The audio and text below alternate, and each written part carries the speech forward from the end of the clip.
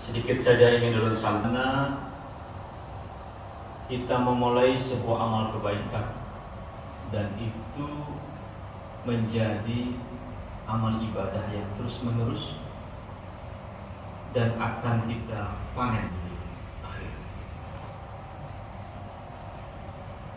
Tentu dalam satu wilayah, satu kampung, jika seandainya warganya, penduduknya itu beriman dan bertakwa kepada Allah Subhanahu wa taala, maka Allah akan turunkan keberkahan kepada kita.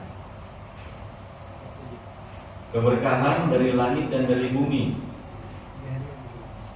Yang turun dari langit menjadi berkah, yang keluar dari perut bumi menjadi berkah. Bukan sebaliknya.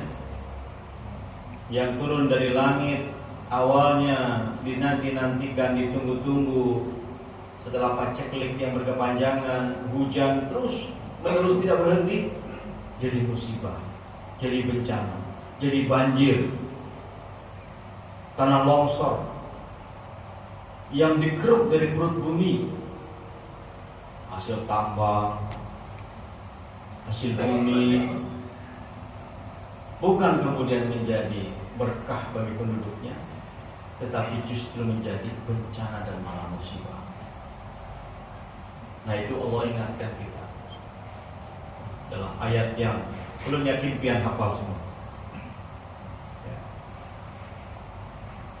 Jika seandainya penduduk sebuah negeri, walau anna ahlal qura amanu wattaqau, dan beriman dan bertakwa, la fatahna alaihim barokah. Allah bukakan keberkahan dari langit dan dari berkah yang banyak.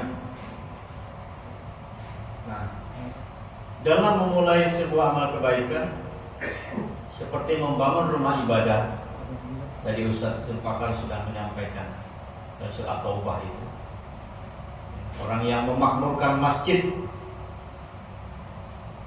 yang dibina, dibangun atas dasar takwa, itu lebih baik daripada masjid yang dibangun atas dasar apa?